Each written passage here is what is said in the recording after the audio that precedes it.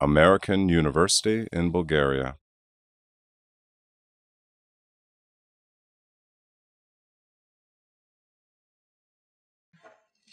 So, Friday afternoon and a sunny day, so I'm very impressed anybody has come. I know when I was in school I wouldn't be here. So thank you for coming to hear me. As you can see, my name is Dan Berg. I'm the director of the EBRD in Bulgaria. I've been here 3 years. I arrived in the summer of, what does that make it, summer of 2010. And my term is another couple of years. I just agreed to stay for a couple more years recently, mainly for the weather. And I haven't been to Blagoevgrad, so I'm really happy that Ludmil and your colleagues invited me. Actually, Tom Higgins, who's, I guess, very involved with the university, suggested I come down, which is something I think is great. I'm happy to do it, and I hope it's of interest. I wasn't quite sure what might be of interest to you, so I've put together 31 slides. If you put a banker together with slides, he'll always have too many, but I can jump through them very quickly. I think more interesting would be what I can answer for you about the bank, what might be interesting about me or about the career. The reason why AUBG has a soft spot, and I just showed the movie of AUBG graduates, was I work with a lot of AUBG graduates. I had one, I tried to bring her with me today, but she got busy on a project. Liana Ivanova has worked for us the last 6 or 9 months. She's an AUBG graduate. Dobrin Staikov is a Bulgarian graduate who's now in London. Anilia Kostarlieva is a graduate. I can name about 7 or 8, I think, maybe more, 10 graduates at the EBRD from AUBG, so congratulations to the school. Whether that's good or bad, whether that's the job you want after AUBG. When I was in Albania, which is where I was before this, I had 2 graduates of AUBG working for me, Albanians, and 2 in London I know of already who are Albanians who had been at AUBG, so it's good for the whole Balkan region. So the school is really producing quality bankers or policy people or however you want to put it. In fact, we worked at one point with Elvin Gori. Maybe you know Elvin started up Jet Finance, and I guess he's a known alumni of the class and an EBRD grad as well. So moved on from AUBG to EBRD and then out and made a bit more money outside of the EBRD. So about me, just another few words. I'm American, obviously. I've been at the bank for 18 years. I'm much older than I look. Apparently, people think I couldn't be at the EBRD for 18 years, but I started in 1995. I used to work for the U.S. Treasury Department. I was there when the EBRD was started in 1991, and I went for a 2-year assignment from the Treasury, thinking I would stay for 2 years and go back to Washington, D.C., and I find myself in Bulgaria 18 years later. I studied in Washington at Johns Hopkins School for International Studies, at the time in what was called a program for Soviet economy and Soviet studies. And those of you who remember the Soviet Union, it did exist once. I graduated in 1990 and suddenly the Soviet Union ceased to exist. So it tells you what to plan for in your education. I then became the desk officer for Yugoslavia, which ceased to exist while I was there. And for a while, I covered Czechoslovakia. So I hope that's not a bad word for Bulgaria. Maybe you'll stay together in one piece. 20 years later, the EBRD is still here. Some people think, why are you still here? Haven't you gone out of business? Wasn't this a bank to complete a job? Didn't we join the European Union and the job is over? Don't we have an economy at least as good as Greece? Or somewhere else in the European Union. And not just Bulgaria, of course, Hungary, Poland, Slovakia, Slovenia, Croatia are all members of the EBRD and members of the European Union now. I got those all right, yes? Not yet Serbia or the rest. And they still borrow from the EBRD. They're still members of the EBRD. So I would say our job is still going. I think we'll be in Bulgaria for a few more years. And certainly I think there's more we could do than we do today. Today we do about 150, 200 million euro business every year. By business, I mean new investments and new business in Bulgaria. I would like it to be twice that. It's not easy, which we'll come to why it's not easy. It's also not bad when the economy is 40 billion euro, doing 200 million a year is not a small number. But I just saw our numbers for Romania. It was about 700 million this year, so 3 times the size. But Romania is 3 times the GDP. So on a GDP per capita basis, probably the same. Poland is one of our biggest. Romania is probably top 5 or 6. Russia, Ukraine, Kazakhstan, and now up and coming Turkey. You all know about the EBRD? Everybody knows what the EBRD stands for? EBRD, European. It was very good for me, EBRD, because my daughter, who's now 13, was born at the EBRD, and she used to say, my name is Berg, B-E-R-G. She used to say, my name is Juliet Berg, that's spelled EBRD. She spelled her name EBRD. And here in Bulgaria, they got confused because they thought it was G-E-R-B, which was Gerb, and they got very confused. Now I can't say that joke anymore. So a quick overview of the bank, just in case you're interested. And really, obviously, I'm an informal person. Stop me if you know this or you think it's not interesting and you want to ask questions. And there's only 12 of us here, so don't be shy. You can read that. You can all see it, I hope. It's a bank owned by 64 countries, including the United States, including Bulgaria. We work in 34 countries, and we put out there about 8 billion euro a year of business, meaning, as I said, in Bulgaria, 200 million, the other 8 billion across the other 33 countries, 2.5 billion from Russia every year, and then downward to the smallest ones might be, I worked in Kyrgyzstan and Kazakhstan as well. Kyrgyzstan, we would do about 50, 60 million euro a year of business. So it depends on the country, depends on the potential. This is the bank. You can see us growing up to the total, that 8 billion euro that I mentioned every year rolls over, rolls over, rolls over. 3,800 projects since we started business, 82 billion business volume, and our portfolio now 36, 37 billion. Here in Bulgaria, it's about 1.2 billion, as you'll see in a minute. Sorry, just to say, how do we get the number 82 versus, let's see. So this is the portfolio, this is the operating assets. Each of our investments, we like to say, produces $2 more, €2 more. So every euro from the EBRD produces €2 more business. So if we put in 1/3 of the money, somebody else has to put in 2/3 of the money. That's usually a local businessman or a government. This is Bulgaria, just to give you a sense. So we're at about €1 billion of portfolio. You can see we reached our peak in 2010. Why 2010? That was the year post-crisis when the bank was picking up its business volume all across. We went in all countries, those 34 countries. We went from about 5.5, 6 billion up to 8.5 billion in that one year. We 50% increased our business, and it happened in Bulgaria as well. And we put a lot of money into the local banking system that year, so the banks could keep working. It was a crisis year. So, and this is annual business volume. You can see 2010, where we hit such a high number. 2012, back to kind of our normal business, and business rolls over every 4 or 5 years. So you know, this might be a loan of 5 years, 3 years. It might be an equity investment. We might roll it over. 2011, we couldn't keep up the volume. In fact, a local newspaper criticized me for that personally.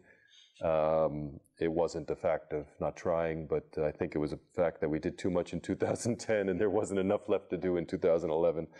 And then you could see we got back to normal. This year we'll be at about 200 again. I just saw the number now. We're at about 190, and we've got a month and a half left. We'll do a couple more little things probably. Then I was going to turn to what's going on in Southeast Europe, but before I do that, anything about the EBRD?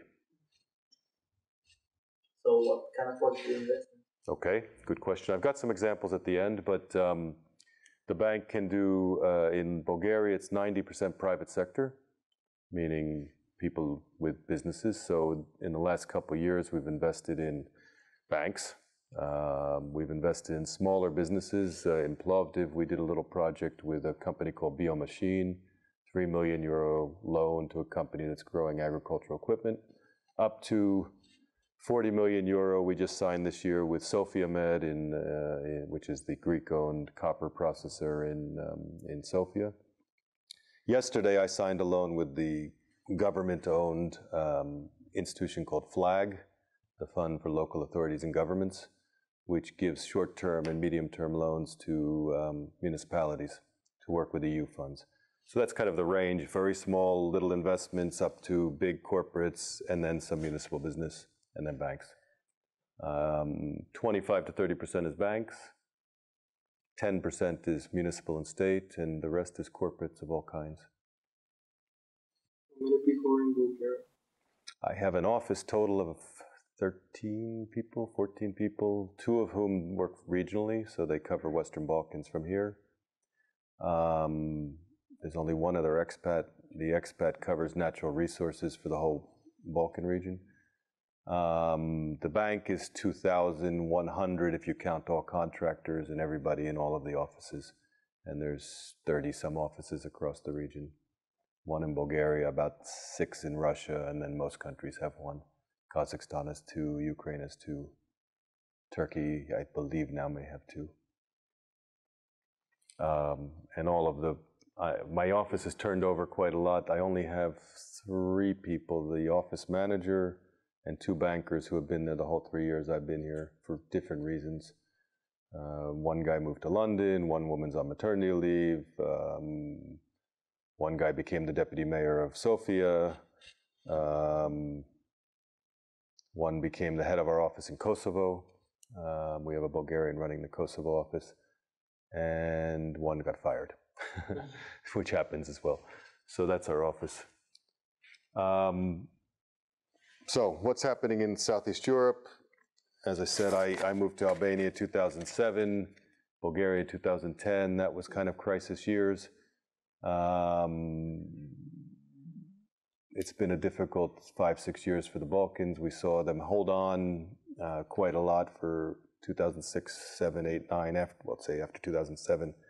Nobody quite realized there was a crisis. Albania continued to grow. Poland continued to grow. Bulgaria got hit in 2009, I guess was when we had the 5% drop in GDP in Bulgaria.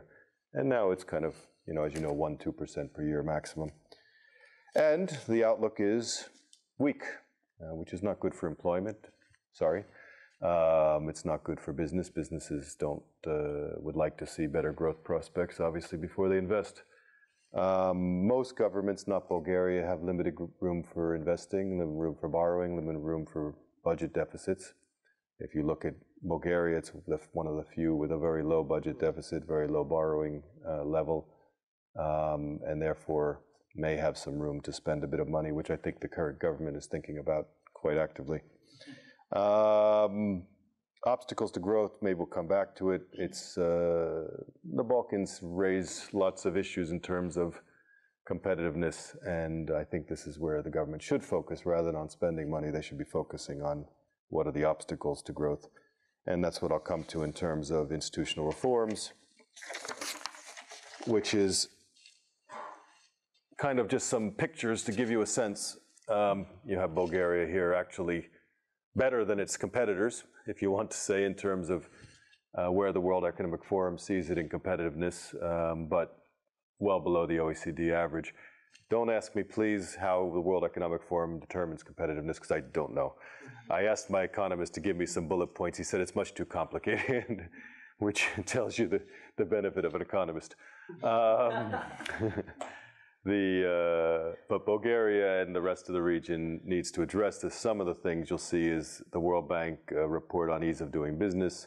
The only country that ranks well is Macedonia. The rest of the region, through to Bosnia, being very, very poor. But Bulgaria recently was upgraded. It was actually right equal with Romania in the last report, but Bulgaria, for some reason, jumped 8 points up from 66 to 58. Which implies that businesses think that it's gotten easier to do business in Bulgaria over the last 3 or 4 years. This is a survey, so this is what businesses tell us, not necessarily anything objective. What's the big one for Bulgaria, which I like to point to, is the ease of trading. You've seen the blockades in Turkey and also you've seen big blocks at the Serbian border, but and the roads are not fantastic sometimes, but also the ports. I think Bulgaria could benefit a lot from focusing on its ports, both the Danube ports and the Black Sea ports.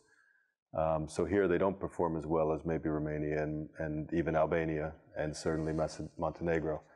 Montenegro, maybe because it's so small, you can get in and out so quickly. I don't know. Infrastructure, same question. Bulgaria ranking better than some of its compatriots, but we'd like to see it closer to the OECD average. So when you look at all that, what do people, again, this is the business survey, what do they say is an obstacle to business across countries? Actually, Bulgaria doesn't show up like if you take Albania. Corruption is so high up, 20% of people said corruption in Albania was a problem. Here, they still thought corruption was the biggest problem, but only 15% put it as their top priority. Interestingly, crime, I was surprised to see crime as this high, because you don't see crime actually anywhere else. Maybe crime and corruption in Bulgaria. I guess this is the reputation of organized crime in Bulgaria. I don't think it's street crime. I don't think it's petty crime, although of course there is some petty crime. But I think this is a mix of corruption and crime together. Tax administration, same thing, crime, corruption mixed together. Tax administration being very inefficient. And you see tax administration consistently, but that's normal. Businesses hate taxes. So, and they particularly hate tax administrators. Being an American, I hate the IRS, so. What does it mean in terms of getting things done? This is growth. As I said, growth is weak, but Bulgaria is even weaker than some of its neighbors. Kosovo, I think, is a rebound growth, of course, but Albania has actually sustained slightly better growth. Romania, as good or better, and Macedonia, a little, well, had a fall in 11, 12, but has come back. And you could see Serbia and Montenegro also fell, but are expected to come back a bit. The problem, of course, is not growth at 1% for a year or two. The problem is catch-up. Everybody in Bulgaria wants to catch up with the OECD GDP levels, and at 1% a year, you're not going to get there. So you need to see something in the 3, 4, 5% ranges, or else you're going to be still 50% of GDP per capita, which is what this shows. We're at Bulgaria at 47%, 50% of GDP per capita in the Eurozone. So at 1% per year, it's going to take a long time. And hopefully we can help increase that. This is PPP adjusted, so it probably is even better. You're probably lower at a nominal value than you are at the PPP adjusted. This one I think is very interesting. And again, stop me. Because here's Bulgaria. This is, how were you affected by the crisis? And Bulgarians say that they've been affected more than anybody else in the region by the crisis. 80% of people say that the crisis has hit them badly or fairly badly. A great deal or a fair amount. Serbia close behind. And 91% at least said a little. And only 8 or 9% said not at all. I don't know if that's true. I'd be interested if that's true, or if it's a Bulgarian habit of exaggerating how bad things are. A little bit, and I think the fact that Serbia is also in there, because I know people don't like to say it all the time, but Bulgarians and Serbians have a little bit of the same culture. This habit of exaggerating how bad things are is out there, although I would have thought Macedonia would have been right at the same level, because there's also a little bit of the culture of everything is terrible. But maybe it is partly true. Maybe it's because you joined the European Union, and in 2007 everybody thought life was going to get better, and you were hit by the crisis right after joining the European Union, and then you said, this really still stinky. We wanted better, and therefore we're really angry. So it could be real anger and real disappointment. Also, you had a period of very rapid growth with the influx of money for property and banking, and then it kind of stopped. So all in all, it might not have been, it might be an accurate assessment of how people feel. Well, it is an accurate assessment of how people feel. Whether it's an accurate assessment of the reality, I don't know.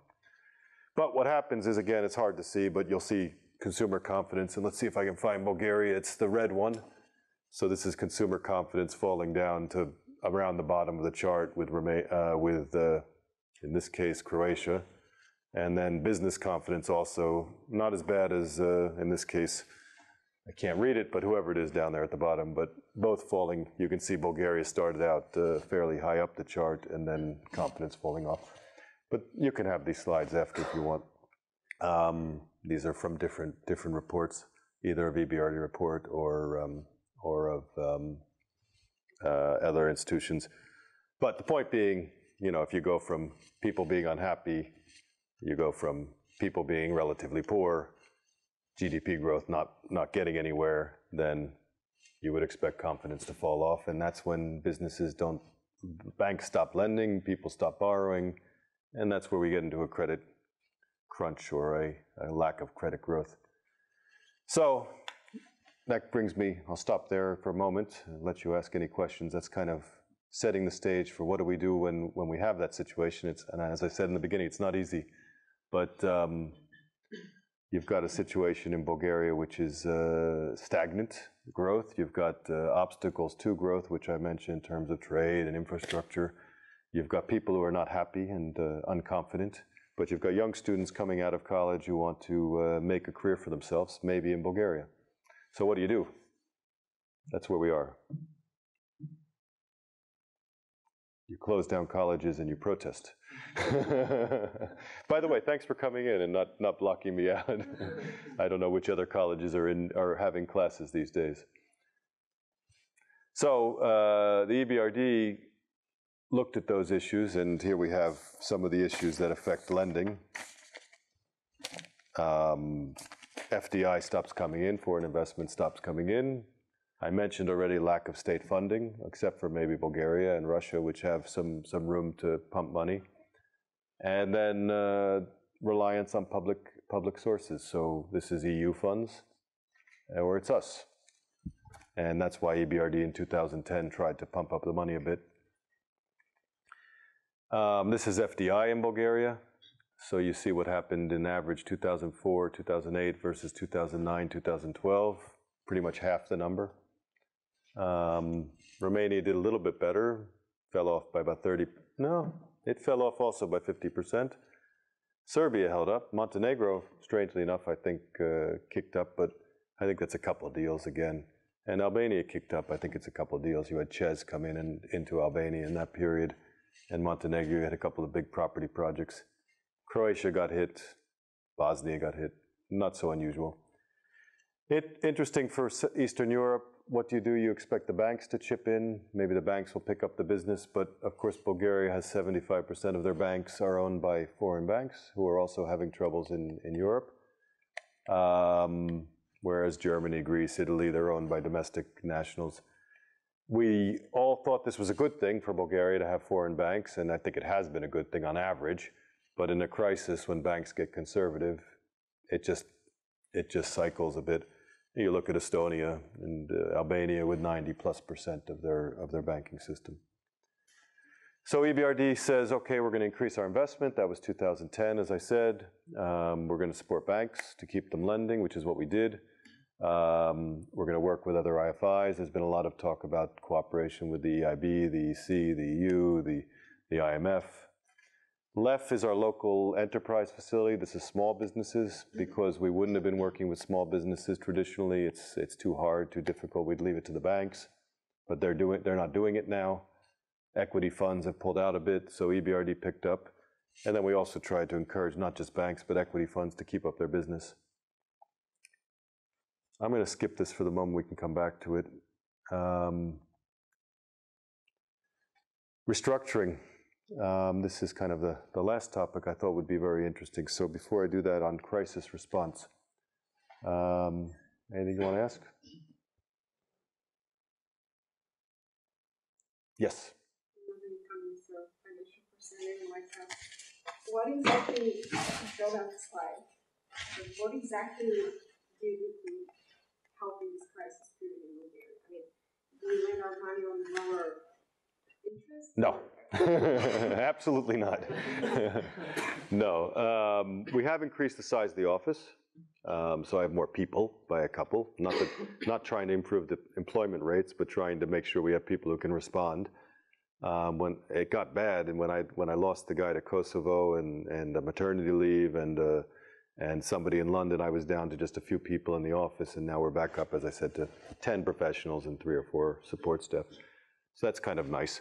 And that's allowing me to be a little bit more out in the field and a little bit more active. We also,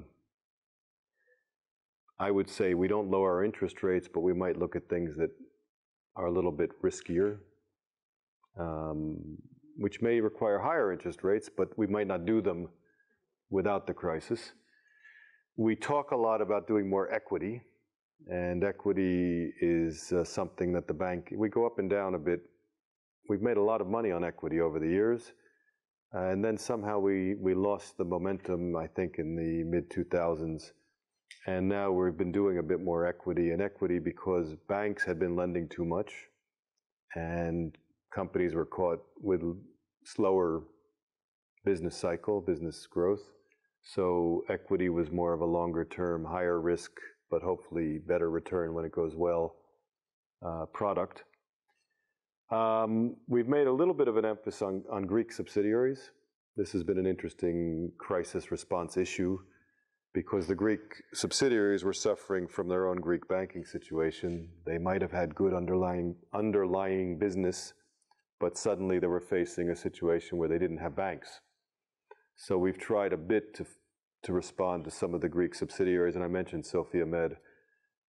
We actually talked to Sofia Med in 2000. 12, 13 years ago. And we talked and talked and talked, but couldn't find a structure that worked for all of us. And they went away, and they worked 10 years. Well, guess what? In the crisis, they came back, and we were still here. And I won't say it was only because of the crisis, but the fact that the Greek banks couldn't continue to finance them at the same level they might have financed them traditionally. Don't repeat that too loudly with the Greek banks, because they don't like that I say that, but the good news is they are staying with them because we just signed the deal. Our 40 million is matched by 60 million from their traditional bank partners. So it's not just us. And I'll come to that. I've got that case study of that deal here. So what do? We just try harder. We just try harder, and we try to do as much as we can. As I said, I think we could do twice as much in Bulgaria. You may have noticed we don't do any sovereign lending in Bulgaria. We haven't done a sovereign loan since 2004. Part of that's EU. They get money from the EU. They get money from the European Investment Bank. And I would say we're smaller and more expensive than the European Investment Bank. But we could do sovereign loans in Bulgaria if the government wanted. We could still do some. We've just done a sovereign loan in Romania. I think we've done a sovereign deal in Poland recently. Not too many. We wouldn't do hundreds and hundreds of millions, but we could do a port upgrade, or we could do a road PPP with a sovereign piece to it. We also could do more municipal lending, and I mentioned maybe meeting the mayor of Blagoevgrad. We just signed FLAG, which I mentioned, the fund for local governments. We signed a deal with Varna recently, and that deal was based on co-financing EU money. So another thing we focused on besides Greek clients, which I won't say we went out of our way to find Greek clients, we just said we're open and we're available. But we also said we would try to stimulate IFI collaboration, and here that means co-financing sometimes with the EU, because municipalities have to put in their own contribution. It's something we haven't done that much of over the year, co-financing with the EU in direct lending. We've done a lot of products and grant mixed with loan, but we haven't done so much just direct lending. This LEF we've opened up in Bulgaria only in 2010. So for small equity, this is another way we've opened a new product. We had it in the Western Balkans before that, and we didn't have it in Bulgaria. So just to say a word about restructurings, which is kind of a flavor of the last couple of years. This didn't exist in the EBRD either. We really didn't look for restructurings. We had restructurings because a product would go bad. And we've had some projects go bad in Bulgaria.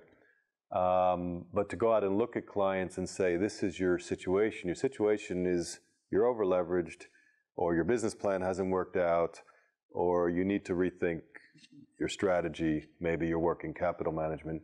We actually have a few bankers now who do this 100% of the time. And this didn't exist before the crisis either. But the point I make twice here, both on the but and the note, is there's probably no easy way. You've all seen the restructuring of Bulgarian telecommunications over the last couple of years. A lot of people had to write down their exposures. Some of them converted from debt to equity. And a new shareholder was brought in. And new money, even EBRD, is not cheap. New money is not going to jump in and take out the stupid money, so to speak, and put in new stupid money. So EBRD comes at a price, which means maybe you might have to contribute more if you're the existing bank or the existing investor. Types of things we do: we help deleverage, we manage foreign exchange, we improve operations, we provide new capital.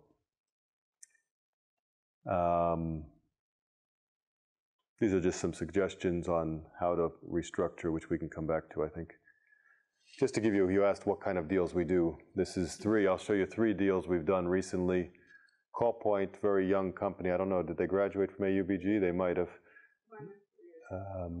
The wife, Olga did, Olga Marcinak. Xavier and Olga were working at Deloitte or at PwC, I always forget. One of the accounting firms, or Ernst & Young. And they were working, they saw this interesting business of call centers developing in Bulgaria. They knew you all speak perfect English, perfect Italian, perfect Dutch, perfect Swedish, perfect Spanish, perfect every language apparently. So they went around and they created a call center. They told me that their first loan was from UniCredit Bank for 25,000 euro. And they borrowed it against, I think, a car and maybe Olga's wedding ring, I don't know. By the time we came along, I call this a restructuring case because they had taken an equity investment from Global Finance, which is a fund that the EBRD had invested in 2005, probably. And Global Finance's term was running out. Global Finance, every fund has to give the money back to its investors. So they had to leave. They had invested, I don't know, $1 million or $2 million at the time. I can't remember exact numbers. But they wanted to leave. What we did was we put in $3 million, which took out Global Finance, but also added some new capital to the company. Global Finance was relatively happy on their investment. We stayed only 18 months, and strangely enough, along came a Canadian company, TELUS, and bought 60% of the company, including the entire stake of the EBRD. And you should be hitting up Olga for maybe some donations to the school now. She's done very well. They still own 35–40% of the company between them. I don't know how the company's doing the last few years, but I have to say I saw Xavier, her husband, at the newly created Sophia Angels Venture Capital Club the other day. So he's now an angel, I guess. I was there too, and I'm not an angel. So. Prista, maybe you know the story. Prista's a big client. We invested 30 million euro alongside another fund, ADM. ADM is a fund specialized in restructurings. Prista's a nice company which also was hit by the crisis. Lubricants were growing away in 2005, 2006, 2007. Particularly Turkey looked very exciting. They were a blue chip. They are a blue chip in Bulgaria, I think still. They were getting a lot of debt for working capital purposes, and then probably it didn't grow quite as fast as it was expected to grow. Also, they had a problem with another shareholder. The other shareholder wanted to get out. This was a Gramercy fund. And so we helped in both aspects. We helped bring in a new investment shareholder structure, but we also helped on some restructuring. They went and hired a CFO, a new CFO. Maybe he's an AUBG grad as well, I don't know. But he's doing a great job of managing their working capital. And just managing their working capital better has saved them $1 million or $2 million a year, making it a much better story. Still not perfect. It's got a ways to go because the business is still quite difficult and competitive. But I think it's a company, both with Mombat, they also own the battery producer. This is, oh, I thought I had Sophiamed next. I don't have Sophiamed with me. I can tell you about Sophiamed, but this is Billboard. This was one we did last year. This is another interesting one, another guy with a lot of debt. He had about 8 banks he was borrowing from. He now has 2, which was, I think, a little bit crazy to have too many banks, how you can even tell which bank you owe money to on which day. Everything was pledged in different places, and really we went to see all the banks, and we said, if we step in, we'll get you out of the way, but we wanted one bank to stay with us, which was SocGen, and actually they, as I said, new money doesn't come in without a price. SocGen agreed to come with us for the whole long term, making it a very interesting project. Not an easy company either. Printing is not simple. Media today is not simple. I always thought that elections would be a good thing for a printing company, but they say, yeah, those politicians don't pay their bills. So, but a company, interesting company, located underneath NDK. If you ever go into the basement of NDK, this is probably the old Communist Party print house for the NDK printing, but it's been completely redone with new machines and new environmental safety. Alro, I'm not going to talk about Alro because I don't know it very well, but this was our first big restructuring. We did one in Romania with an aluminum plant, and it's a big one. It's 180 million euro, USD, sorry. I think we never dispersed the money. And this is an interesting story. Just by being there and saying we would disperse the money, these guys were able to restructure themselves. And I don't think we actually ever dispersed. I think we signed, and then it sat ready to be dispersed, ready to be kind of a standby line, but they never needed it. So they didn't pay the interest to the EBRD, and they only paid fees, lots of legal fees probably, but an interesting story. If you're interested, the woman who was working on this is now the head of our office in Macedonia. So we move around the Balkans. Although today she's in Spain because I was told she injured her leg. That's all I have in slides. You see the little green shoot, the green shoot of growth for 2013 and 14, we hope. I read as I was looking for good stories to tell the one about the, what do you call an optimist? And of course, an optimist is an investment banker who irons 5 shirts on a Sunday night, hoping he'll have a job on Friday morning. So I too have a little bit of optimism and hope for the green shoots. Actually, I'm very optimistic. Bulgaria should be able to catch up with the European Union averages. It's not going to happen in 3 years, so it's going to take some work, it's going to take some effort, but there are catch-up opportunities, and we see them. The bank is, besides those projects I mentioned, the bank is investing in, I think, some very interesting projects with foreign investors and domestic investors. Those were mainly domestic investors, but we also financed, as I said, Sophiamed and Dundee Gold, and we did a nice project near Turkey in Kırjali with a Turkish automotive company recently, which was a nice one, and is bringing in a couple hundred jobs for that region, which is very high unemployment.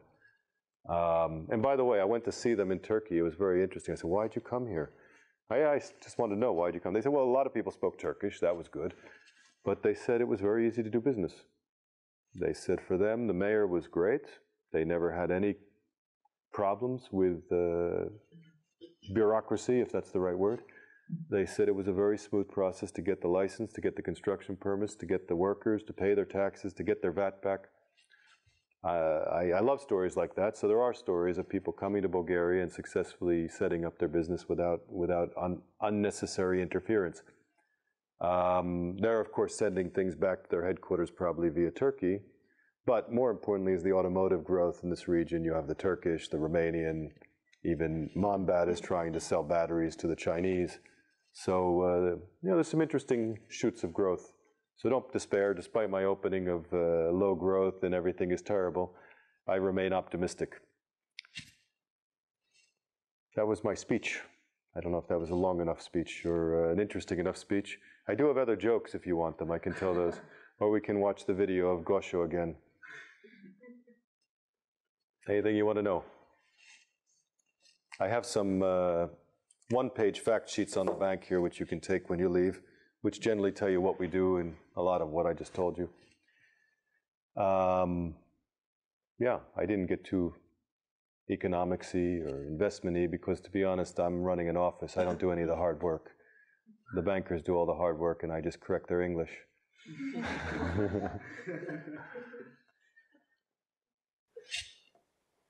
And do you have any restrictions in terms of investing, but in terms of industry?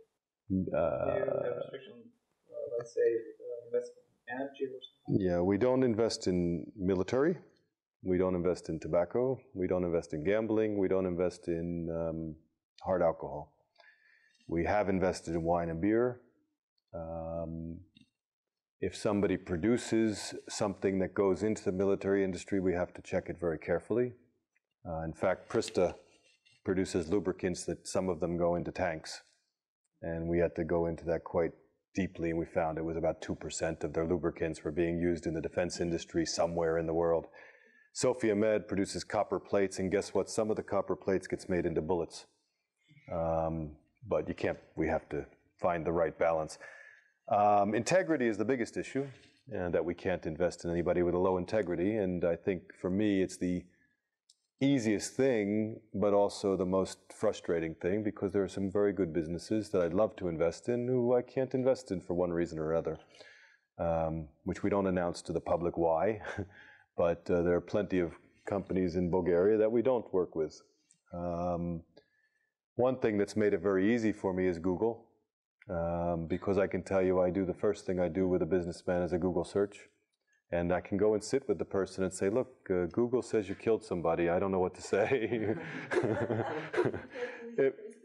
It's interesting. It makes, of course, then you end up in a long discussion. The guy says, no, I didn't kill anybody. That was my brother. You got the wrong guy. Or I have had a conversation with a person in Kazakhstan because they were accused of threatening a tax inspector. And it went on for a while. We did an integrity check. Sorry. We did an integrity check, and we ended up, I think, being comfortable. So we can get to the point, even though Google says they killed somebody, or maybe that's not the right answer, but Google says they did something that's not perfect. There's a lot of black PR, as you know, and the press can be purchased. And like that article that said I was a terrible guy, I really didn't worry about it too long, and I hope when you read Google and you find the article about me, you won't say I'm a Evrochinovnik. I can say it, but you can't. As far as interest rates, the bank does sovereign lending and non-sovereign lending. We do low-risk lending and we do high-risk lending, including equity. The lowest rate I tell anybody is for a sovereign, and we have a sovereign borrowing rate which is 1% over LIBOR, and that doesn't matter if you're Poland or Tajikistan. There's been a lot of debate about that over the year. Why do we do that? Why do we charge Tajikistan 1% over LIBOR and Poland 1% over LIBOR when Poland can actually borrow cheaper than 1% over LIBOR and Tajikistan obviously can't? That was something the shareholders agreed when they created the bank back in 1991, that we would have a sovereign borrowing level. After that, we don't tell people what our interest rates are, except the clients. I was asked yesterday by the press when we signed with Flag, what was the rate? I said, we keep it as low as we can.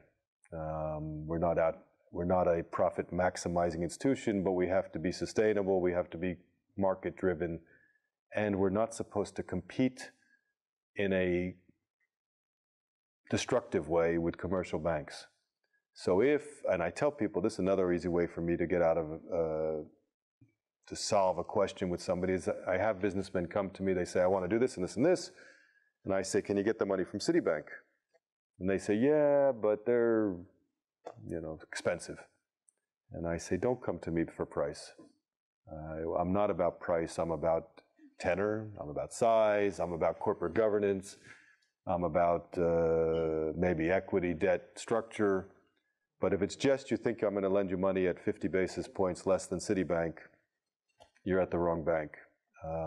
I also tell people, don't come to me because you think I'm fast, because we are a big international institution. We don't do things as fast as some of our competitor banks. So if you need the money in 2 or 3 months, probably you want to go to AUBGTalks or UniCredit or whoever. We can charge, to be honest, we charge LIBOR up to, I've seen us go as high as 6% over LIBOR. And then when you're doing an equity, quasi-equity structure, obviously we're expecting much higher than that. But those have, upside, downside. The Callpoint case, actually, we had we put in place an upside, downside sharing. And once they got above a certain return, we gave some of it back as an incentive to the partners. I'm kind of sorry we did that, actually, but it was part of the negotiation. We ended up with a very complicated structure. It worked out well for us. It worked out well for them. Back in. What was the intuition behind keeping interest rates the same across Sovereigns? You have to ask the shareholders. You own the bank. You personally own some very small piece of the bank. It's owned by Bulgaria. I think Bulgaria owns 0.75% of the bank, which you saw the capital was 30 billion euro.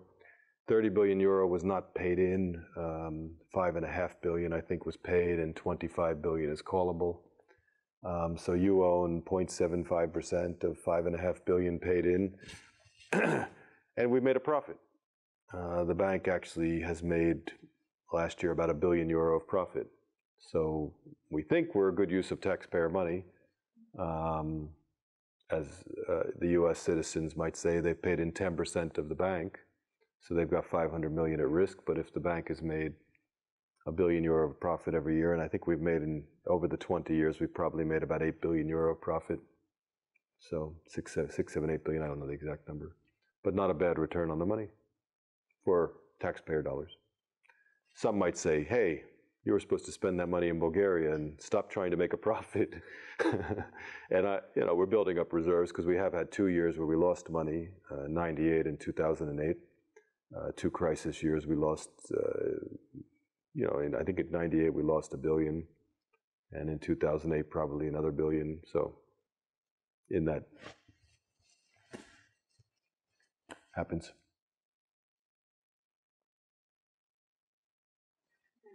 You may. What is the ownership structure, if you can say that? We talk about shareholders and we talk about people claiming something. I say it in a bit of a joke, but there are 34 shareholders.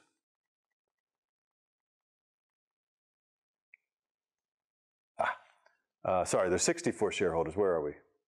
Where is it? 64 countries, plus the European Union and the European Investment Bank. So it's an international institution. We're AAA rated. We're headquartered in London. We work in 34 countries. We recently introduced, I didn't talk about North Africa. We introduced North Africa. The 64 countries have contributed in different amounts. When the bank was founded, the Soviet Union was a member. Yugoslavia was a member. Czechoslovakia was a member. So we started actually with, I don't think Albania, I don't remember whether, I guess Albania must have been a founding member, but we started with like 7 Eastern European countries plus Soviet Union. Within a year, we had 15 Soviet states. And then a few years later, Yugoslavia went to war and we had a problem in Yugoslavia. And suddenly we have 8 countries coming out of that. And Czechoslovakia went through their divorce. So that 64 countries has grown. But the biggest shareholder is the US at 10%. After the US, it's 5 of the G7. So UK, France, Italy, Germany, and Japan each have 8.5%. Canada has something like 5%. Russia has something like 5%. And then down. But Mexico is a shareholder. Korea is a shareholder. Australia is a shareholder.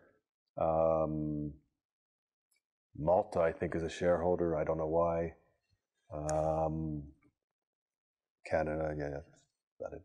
And also, interesting enough, the EIB and the EU have shareholder status, so they contributed a piece of the money. The bank's corporate governance is very strange.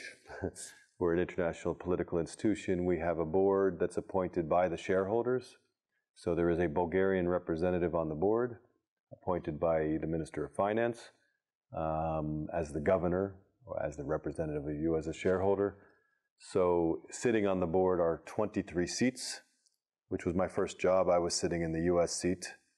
I was kind of not in the first row, but the second and third row behind some guy appointed by Bill Clinton.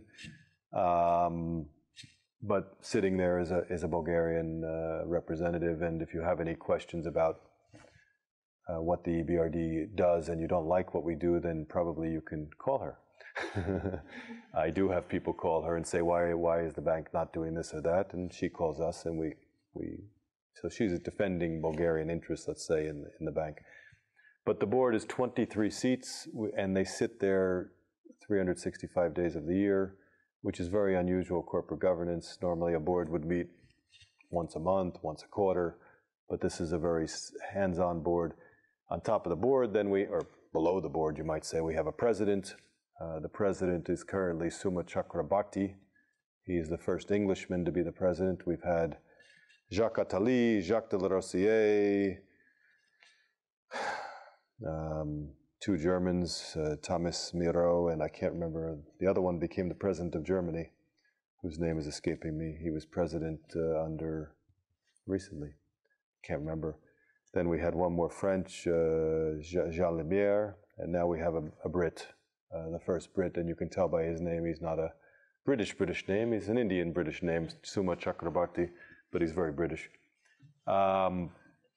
It was, I think, interesting because it was actually competitive. He is very British. He's very British. He likes a good beer, and very informal guy, very nice guy. He was head of the Justice Department for a while in the UK. It was the first competitive election. Most of the elections are pre-cooked. Everybody knows who's going to get it. Pretty much the French and the Germans were deciding. And the last German was Thomas Miro. And I think what happened was the Germans wanted to get hold of the European Central Bank or the European Investment Bank. They were hoping to put their guy there. So they lost attention on who was in charge of the EBRD, and they thought it would go to a Frenchman, and it ended up in an open competitive election going to an Englishman, which was very interesting. I didn't expect it at all. I thought either the German or the Frenchman would get the job.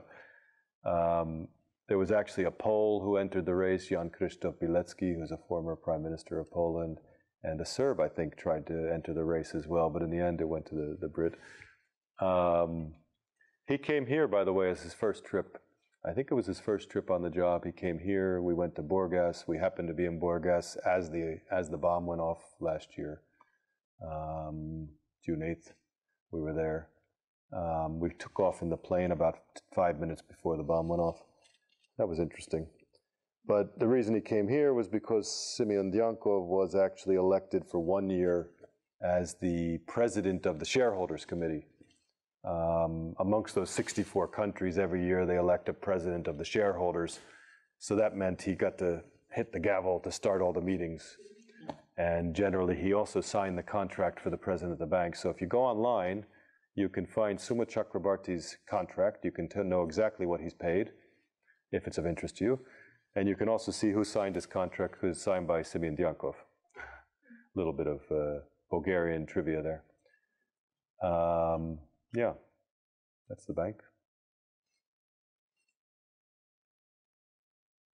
Anybody have a business they want me to finance? We're looking for deals all the time. What's that? Yeah, good. Otherwise, as I say, there's information on the bank. I'm happy if people want to come visit us.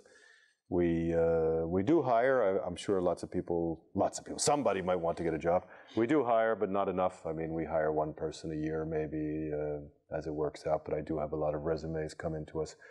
But I'm happy to meet with people if they want to know about jobs in London, jobs in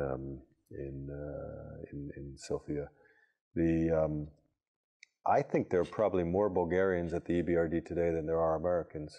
So, it's possible to get a job in the bank. It's possible to be in London or Kosovo, as I said, or somewhere else.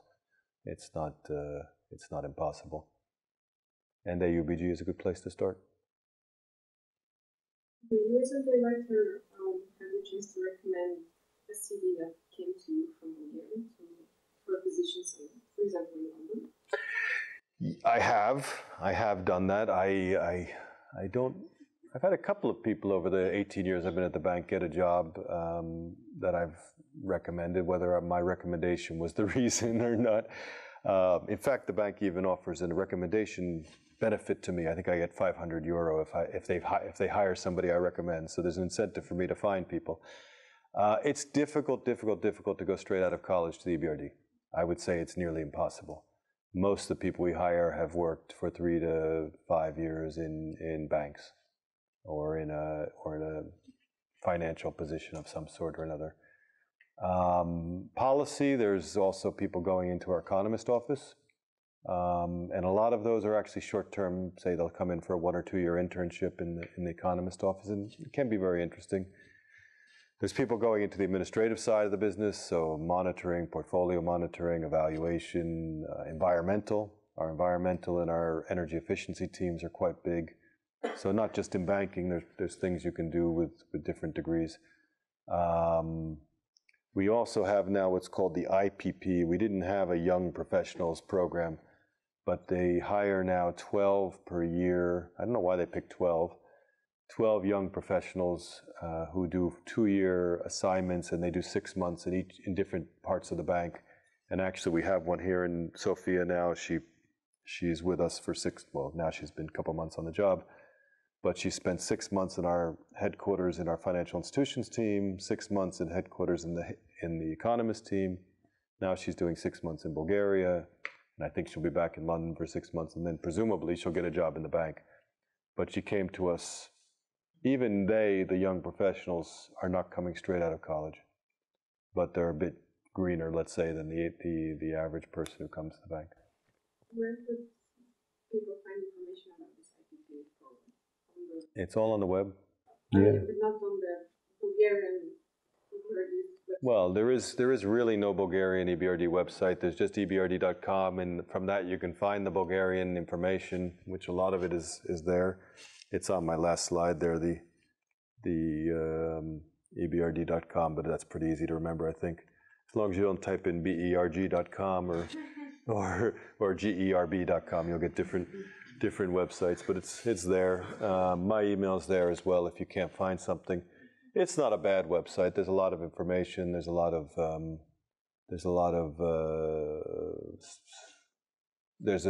vacancies point, and there's also information. It's called the IPP, which I have to admit I don't know what they all stand for. I assume it's International Professionals Program, but I'm not 100% sure.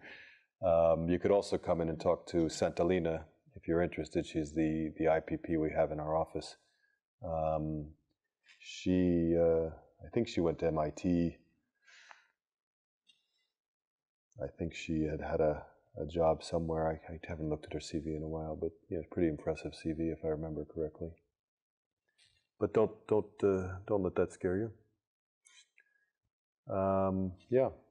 Otherwise, sunshine out still. Time for a Friday beer. Should we play the video now? Okay. Well, as I say, just drop me a note. There's my contacts are on here as well. I think. Yeah, my contacts are here, my phone number as well, and information on my boss, and information on the website, and if you have a project, information on how to submit a project, it's all on here. This program is brought to you by AUBGTalks. For more, please visit us at aubg.edu/talks.